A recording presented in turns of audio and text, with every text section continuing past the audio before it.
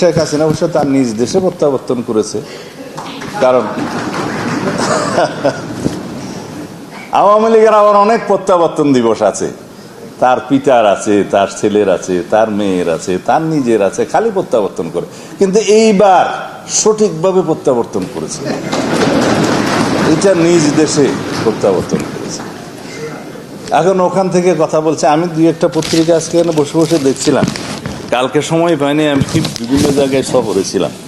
এইখানে আমাকে আমার নেতা জনাব তারেক রহমানকে নিয়ে একটা ভারতীয় সাংবাদিক সুবীর ভৌমিক মনে হয় অনেক লম্বা লম্বা কথা বলেছে, যে ভারতে বসে সালাউদ্দিনের রাজনীতি করা নিয়ে প্রশ্ন সুবীর ভৌমিক আমাকে ইন্টারভিউ করতে চেয়েছিল এই পত্রিকা, আমি সময় পাইনি রাখতে।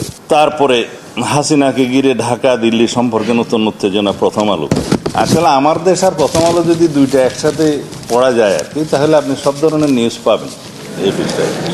তো ওইখানে লিখছে, প্রথম আলোতে লিখছে, ভারতীয় মুখপাত্র একজন বাংলাদেশে ডিউলি কনস্টিটিউটেড গভর্নমেন্টের, লেজিটিমেট গভর্নমেন্টের বিরুদ্ধে যা কিছু শেখ হাসিনা একটা প্ল্যাটফর্ম মিটিংয়ে বলেছে সেটা ভারত সমর্থন করে না। কিন্তু ভারত কি তাকে বারবার মিটিং করতে দিয়ে একটা সমর্থন করে? তারপরে বলবে উনি যা বলেছে তার সাথে আমরা নাই। এইভাবে কূটনৈতিক সম্পর্ক থাকে না। আমাদের পার্শ্ববর্তী দেশ, আমরা বাইলেটারাল রিলেশন রাখবো। আমাদের এই বাইলেটারাল রিলেশনশিপের মধ্যে ইন্টারডিপেন্ডেন্সি আছে, এবং এই ইন্টারডিপেন্ডেন্সিকে আমরা শক্তি হিসেবে মনে করি।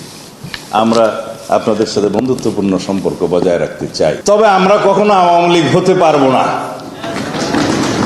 আমরা বাংলাদেশের স্বার্থকে সমুন্নত রেখে on the basis of mutual dignity and respect and on the basis of the sovereign equality আমরা আপনাদের সাথে সম্পর্ক রাখবো। তার মানে এই না আপনারা হাসিনা কার্ড খেলবেন আর বাংলাদেশের সাথে বন্ধুত্বপূর্ণ সম্পর্ক চাইবেন, দুটো বিপরীতমুখী।